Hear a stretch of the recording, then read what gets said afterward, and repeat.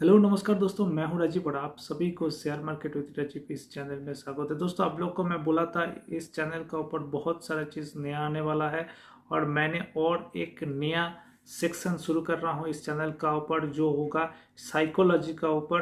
क्या देखो, मार्केट में हम लोग जब काम करता है, हम लोग को सबको पता है कि मार्केट में काम करने के लिए तीन चीज़ बहुत ज़्यादा ज़रूरी होता है। पहला जो चीज़ है वो है पैसा।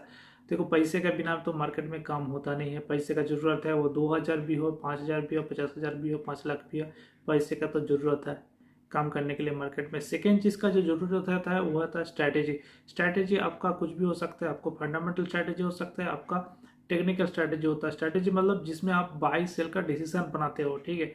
मतलब कुछ स्टॉक का अगर सपोज रिलायंस को बाई करना है तो क्यों रिलायंस को बाई करना है, फंडामेंटल कौन सा लेवल में बाई करना है, फंडामेंटल में क्या स्टॉक का दिख रहा है, कितना टाइम के लिए रखना है, ठीक है। ये आप फंडामेंटल का बेसिस से डिसाइड कर सकते हो। आप इसको टेक्निकल चार्ट देख के भी डिसाइड कर सकते हो कि कौन सा टाइम में मेरे को रिलायंस को बाई करना है, कौन सा टाइम में सेल करना है, कितना प्रॉफिट बनाना है। ये हो गया आपका स्ट्रैटेजी। और सबसे इम्पोर्टेंट जो चीज़ को हम लोग बहुत कम ध्यान देता है वो है साइकोलॉजी, माइंडसेट। देखो, सेम स्ट्रैटेजी एक ही बंदे के लिए बहुत पैसा बना सकता है और दूसरे बंदे के लिए वही स्ट्रैटेजी फेलियर हो सकता है, ठीक है। वो डिपेंड करेगा साइकोलॉजी के ऊपर, माइंडसेट का ऊपर, कैसे आप चीज़ को आप देख रहे हो। मतलब आपको ऊपर डिपेंड करता है आपका साइकोलॉजी में। पहले बड़ा पैसा बनाने के लिए अपना साइकोलॉजी वैसे डेवलप करना चाहिए, तो आप बड़ा प्रॉफिट को क्या बड़ा लॉस को आप झेल सकोगे, ठीक है।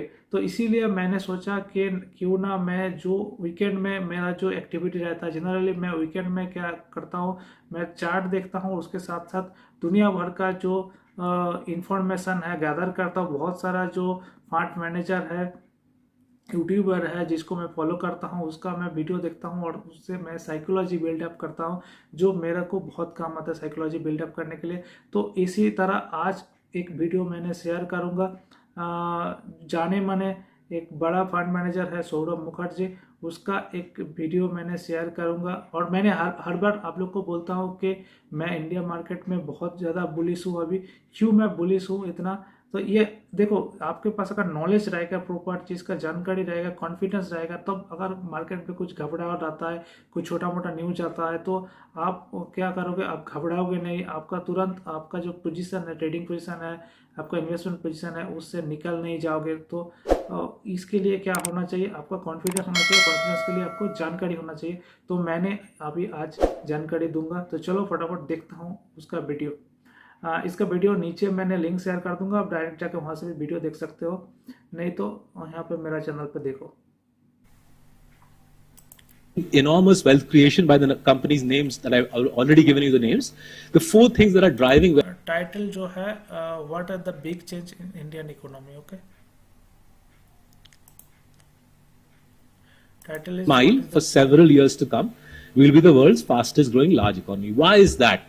There are four things happening in India today which are driving enormous wealth creation by the companies' names that I've already given you the names. The four things that are driving wealth creation are: in the last decade, we have created thrice as much infrastructure as we did in the first 60 years of independence. That has major non-linear impacts that are poorly understood. If time allows, we'll discuss some of that today. Secondly, very quietly and without anybody noticing, we are the only large economy which in the space of 5 years has changed the direct tax code and the indirect tax code. It has seismic implications, but the implications are obviously not being spoken out loudly by people who don't want you to understand how powerful these impacts are. We'll discuss some of them to the extent I can openly talk about this.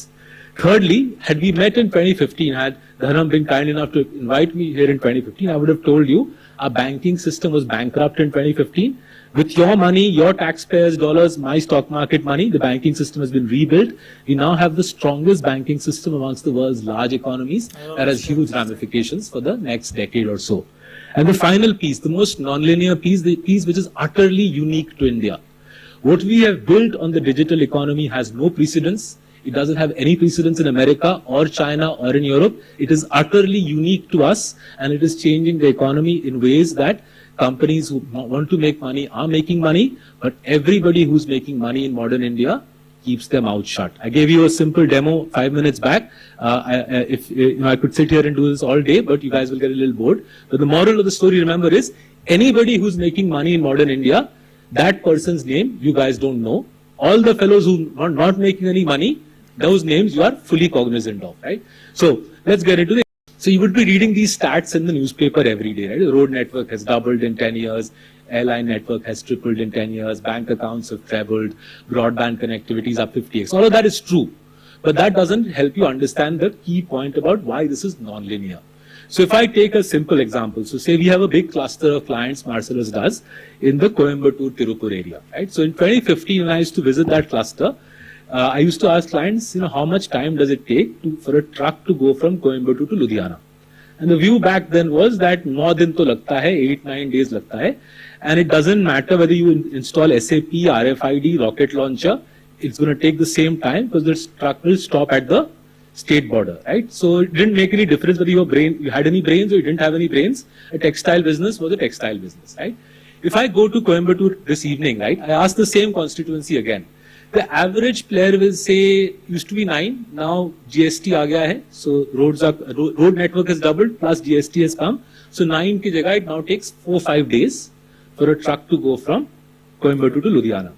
But when I meet the smartest textile companies, they say, Saurabh, if we now implement SAP and we implement RFID tracking, radio frequency tracking, and we use a 3PL company. Remember 3PL, the truck is not yours.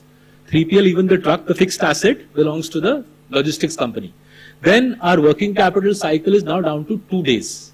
9 ka 2 ho gaya, right? Something as basic as taking stuff from A to B, the smart guys pull away from the unsmart guys, right? In simple terms, doing business in India in 2015 was like playing cricket in my building in Bombay. We are all so awful that I am Virat Kohli in our building, right? Doing business in India in 2023 is like my playing in the IPL. First ball, my stumps will be blown apart, right? Night and day difference, but something as basic as logistic explains this, allows you to understand it. The other way to understand is this chart on the bottom left, right? That's India's mobile data consumption. We now consume more mobile data than any other continent in the world. Forget country, forget China, forget USA. We consume more mobile data than the whole of North America put together, right? And you can see what happened, right? 2017 mobile data took off because what happened in 2017? Jio, right? 273 rupees per Mbps to 0 almost, right? So as mobile data takes off in 2017, around 20 companies realize that the empires of the next 10 years are not in building hotels or shops or malls. The empires of the next 10 years are dredging your phones dry of every shred of data on your phones every minute of the day. My phone also included, by the way, in this, right? Those 20 companies are doing it. The smaller competitors can't do it. It's tough. It's expensive. Those 20 companies are making billions of dollars, dredging your phones dry. And as I discovered 5 minutes ago, none of you know the names of those CEOs, right? Which is good for them and good for us as shareholders as well, right? This is the second layer of nonlinearity. Technology, to dredge everybody's phones dry and make billions of dollars from it, requires heavy duty investment in top tech talent and in coding, in buying software, buying place on the cloud, but most importantly, buying top tech talent. Roughly $1 billion you need to play in the big league with these 20 companies in terms of tech, right? So that's the second nonlinearity. Let's go to the third nonlinearity. In September 2019, the finance minister cut the corporate tax rate from 35, she reduced it to 25, right? Everybody was there, right? September 2019, corporate tax rate comes down, 35 to 25, and yet in the recent budget, as she rightly said, total direct tax collections, the blue line on the bottom left, total direct tax collections are at a record high, right? She's not lying, the data is real, right? I studied economics for 4 years at the LSE. I could not find I did not have a single course which said you can cut the corporate tax rate by 1/3 and get much higher tax collections as a percentage of GDP. Why did this happen? Why has it happened so fast? What's the driver? Formalization. Yes. Why? GST. Bang, bingo, right? So GST is a critical driver. It makes everybody in this room, GST makes everybody in this room an extended arm of the enforcement directorate, right? Because as everybody knows, right? So Marcellus, we pay GST, but we collect an input tax credit. To collect the credit, we have to give up our supplier's details. Our supplier has to give up his supplier's details. That guy has to give up his details. So unless some fellow is, sitting in his own room and making pan and eating it himself, right? He'll get caught in this net, right? Which is why the GST collections are doing this. Now, when a GST inspector finds a tax evader, does he sort of share the information with the direct tax side or keep it to himself? I haven't seen the YouTube video, but I presume they share the information. When they find a GST evader, they share the information with direct tax side. So if you do the back of the envelope maths, a company, an SME, which is evading direct taxes, more complicated than that, as the GST number I reckon is insurance, he buys health insurance. As all of us save more money, the cost of capital drops. So 20 years ago, the 10-year Government of India bond yield was 13 and a half. Today it is 7.3. I suspect a decade hence, when this young man is working in the fund management industry, it will be closer to 3% rather than 7.3%. So as the cost of money falls, does everybody benefit equally? No. The large benefit more than the small. Right? So a titan benefits much more than a small jeweler in Kochi. So this is the next layer of non-linearity. Right? We're financializing the country, but the large benefit more than the small. Right? Let's move forward. I'll skip the banking system piece in the interest of time. Let's go to the digital piece, because this what's happening here has no precedent anywhere in the world. So the story starts in a way with Nandan Nilekani ji and him quitting Infosys in 2009, I think March or April, to join the then government as a cabinet minister to launch Aadhaar. Right? To 2010, Aadhaar started implementation. 2014, I think they got there 1.4 billion Aadhaar IDs sorted out. All of us stood in a queue and did our fingerprint and our retina. Right? Honestly, I didn't quite understand at that time what this was for. So I used to think this is for showing the policeman at the airport. So otherwise, they used to say it doesn't look like you. So I thought Aadhaar mein that problem will go away. Right? I thought that was the point of Aadhaar. And thankfully for me, my good luck, I bumped into Nandan at Bangalore airport in 2013, and the great man gave me a ride in his Innova. For once, I was super thankful for Bangalore's insane traffic. I got 1 hour, 10 minutes with the legend in 2013, and he told me step by step, 10 years ago, what the next few chapters were going to be. So I emerged from that Innova, a changed person, understanding what the game is. So I then watched the next few chapters unfold, which is as follows. May 14, new government came to power. September 14, Nandan met the new Prime Minister. October 14, Jan Dhan was announced. The new PM said, Modi ji said, that by 2015 end, every Indian will have a bank account. I thought, how is this going to work? And then I saw what they had done, which is, since our fingerprint is Aadhaar, they put a scanner in place in every bank branch. You jabbed your fingerprint at the scanner read your Aadhaar ID, auto-filled the bank account opening form, and in 2015, I used to visit the Department of Financial Services with my colleague from Delhi, Nitesh, who's here. We used to visit DFS to see every morning the war room, where every bank CMD would have to say, last 24 hours mein kitna account khola. And if you haven't opened enough account, you would be transferred somewhere ignominious. Right? So by the end of 2015, India did 500 million bank accounts. So bank accounts and Aadhaar both got sorted out by 2015 end. 2016, Mukesh Ambani ji announces Jio, right? Rollout was 17, but announcement 16 mein hua. And then sits down with NPCI, and I'm sure with the blessings of the powers that be, NPCI in 2016 announces UPI, right? Unified Payment Interface. Again, initially not clear to people like me how it's going to take off. GST was a big boost. If you see the data from the last 3 years, every 6 months, UPI is doubling. As we speak, UPI accounts for 52% of national income. That's $1.7 trillion, 7 billion transactions a month. By far, the largest system of its kind in the world. And it's not just that these numbers are large. The use cases, the impact on the economy is mind-blowing. So let's do 3 quick use cases in the interest of time. 3 of the most powerful use cases that UPI is conferring upon us. So let me use an example. Outside Marcellus's office in Andheri East, we have a young chai wala, coffee wala from Telangana. He migrated to Mumbai just after the Delta wave. He set up shop in September 2021. And I was amongst his earliest customers. So 1.5 years ago, he used to do around 500, 600 cups a day. Right? 500, 600 cups a day he used to do. I used to give him 50 rupees. He would give me 25 rupees change. Right? And it was, kind of, that was the last of the old-fashioned life where I could give cash and get cash back. If you come to our office, you're most welcome to come to our office, but the most important thing in our office is not our office, is this chai wala outside.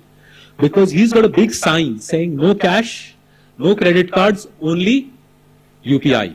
So I asked him, boss, why are you doing this? Suicide kar rahe ho? Suicide. He says, nahi. He says, there are 3 reasons why I only do UPI. Firstly, my productivity is higher.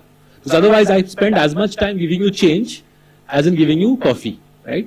Secondly, he said, I don't have a vault here. This is a street side stall. So if you give me cash, I'm going to take it home in the local train. That's hazardous for me. And thirdly, most interestingly, the fellow who sells the milk, doodh, that guy says, I don't want to come in my two-wheeler every 4-5 days to collect money, waste of time for me, fuel for me, plus 5 days ka working capital cycle the doodh wala doesn't want. So the doodh wala has told him, pay with UPI every evening for the milk. Right? So the doodh wala's working capital zero. Doodh wala is not wasting time and money spinning around in endless circles in Bombay. Our dude collecting in UPI, paying in UPI, right? Now, not only is our chai wala making his own life easier, can he evade tax by doing UPI? You can't evade tax in UPI, no? So NPCI is saying 20% of SMEs in India are solely operating on UPI, which means tax collection, tax evasion gets throttled off at source, right? Now look at the next layer of the use case, right? So for every UPI account, there's going to be a bank account, right? You can't do UPI without bank account. So in this gentleman's case, the young chaiwala's case, his bank account is with Kotak Bank. So what can Kotak Bank see? Kotak Bank can see 8,000 credits every day multiplied by 25. And you don't have to be a genius banker like Uday Kotak to figure out that this is a working capital finance opportunity which comes once in a generation. Right? Millions of SMEs, click by click, every penny you can see, unless you're completely daft as a banker, you'll figure out how to make money from this. And indeed, HDFC Bank, Kotak Bank are saying and showing that the fastest growing part of their loan book is unsecured working capital finance for chota businesses, small businesses, right? And they're lending to small businesses at 11%. In the black economy, these poor fellows would have borrowed at 25%, right? This is the next layer of the use case. Now, the next layer of UPI, the next logical movement of UPI is to ONDC. ONDC basically destroys the monolithic internet platform which has characterized the West. तो आपने देखा होगा चार चीज़ का बारे में sir ने बताया था कि कैसे इंडिया का जो इकोनॉमी चेंज हो रहा है, उसमें पहले इंफ्रास्ट्रक्चर का बात कर रहा है, कैसे इंफ्रास्ट्रक्चर ग्रो कर रहा है इंडिया में। सेकेंडली बात कर रहा है जीएसटी जो टैक्स सिस्टम है उसको कैसे जो स्टैंडर्डाइज किया है। थर्ड जो चीज़ बात कर रहा था वो है डिजिटल इकोनॉमी का ऊपर, डिजिटल इकोनॉमी कैसे हमारा ग्रो हुआ है, कैसे यूपीआई ग्रो हुआ है। और फोर्थ जो चीज़ बात किया था वो था जो स्मॉल सेविंग कितना कैसे बड़ा है हम लोग का, और कैसे स्टॉक मार्केट और बाकी सारा जो मनी इन्वेस्टमेंट जगह है वहाँ पे कैसे भीड़ बढ़ा है। तो ये एक्चुअली दर्शाता है कैसे इंडियन इकोनॉमी आने वाले टाइम में ग्रो करेगा, मतलब क्या फंडामेंटल चेंज दिखा है इंडिया इकोनॉमी के ऊपर। तो अगर वीडियो को अच्छा लगा तो वीडियो को लाइक करो, दोस्तों के साथ शेयर करो, और चैनल को सब्सक्राइब नहीं किया तो बेल आइकन दबा के चैनल को सब्सक्राइब कर लो, क्योंकि आने वाले वीक में और एक नया स्टोरी लेके आऊँगा आप लोगों के लिए। तो चलो दोस्तों, चलता हूँ, गुड बाय, जय।